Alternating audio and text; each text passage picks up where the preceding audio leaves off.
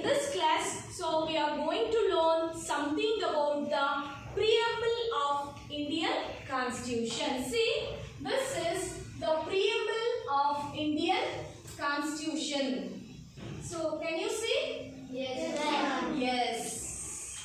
See, this is the preamble. What do you mean by preamble? Yes? The preamble is the introduction to Constitution.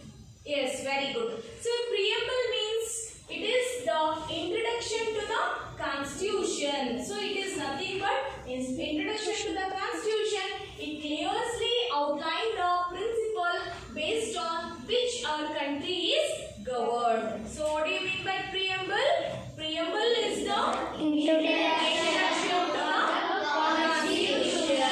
See, the Constitution describes India as a sovereign, socialist, secular, democratic and republic. So these are the terms very new to you, isn't it? Yes. So let us learn one by one. Okay? Which is first one? Which is first one? Sovereign. Sovereign. What do you mean by sovereign? Yes? Sovereign means India is not ruled by any country or government. It is a free nation.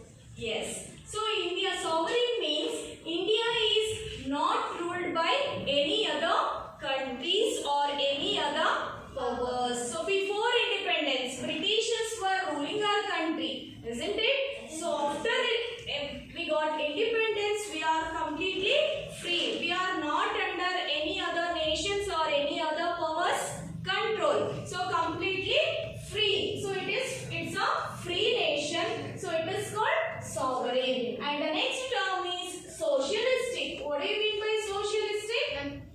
Yes, socialistic. Yes. A socialist government is one that treats the citizen of the country as equals, particularly with regard of the distribution of resources and opportunities. Yes. Socialistic government is one that treats citizen of the country equal. See, all are equal. Every citizen is equal in front of Constitution. So there is no discrimination. So all are equal. So that is socialistic. Okay. And also, so whoever are living in our country will get equal opportunities and equal what? Equal opportunities and equal resources. It completely divided into equal parts. So this is called socialistic. And the next term is secular. What do you mean by secular?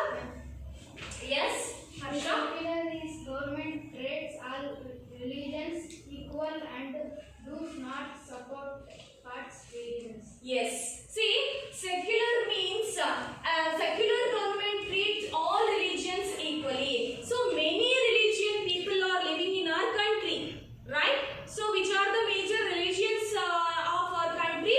So Hindu, Muslim, Buddha, Christ, Sikh, Parsi, many are there. See, all religions are equal and our country or our constitution does not support any other religion. So this is called what? Secular. And next one is democratic. What do you mean by democratic? Yes? Democratic. A democratic government or a democracy is a system of government in which power lies in the hand of the people who elect the representative who form the government. Sit down. Yes. So democratic government. So a democratic government or a democracy is a system of government which power lies in our hands only, isn't it? So we will only elect our leaders. So that is called democracy. And so this constitution will not promote any other representatives. So by their caste, creed, religion and their status. So instead of that, so they will conduct elections and so above 18 years citizens, they will cast their votes and elect their leaders. So this is called democracy. So if the people are not happy with the elected leaders, so if the people, if they are not giving their best, so the power of removing them their post, it will be in our hands only. So we can remove the elected leaders from their post. So this is called democracy. And next one is republic. What do you mean by republic? Yes? A republic is a nation in which the leader or head of the state is elected by the people. India is elected by an elected president. Yes, sit down. So a republic is a nation in which the leader or head of the state is elected by the people. So that is called republic. India is headed by an elected president. President is the first citizen of our country. So he'll be elected by people itself. So like Britain, whose head of state is hereditary monarchy. In other countries like Britain and all, so they follow hereditary monarch. So this is not happening in our country. So we will elect our leaders by elections. So and our constitution also assures justice, equality and fraternity. So this is all about our preamble, Constitution of India's preamble. So have you all enjoyed? Yes, ma'am. Okay, so I'll continue in the next class.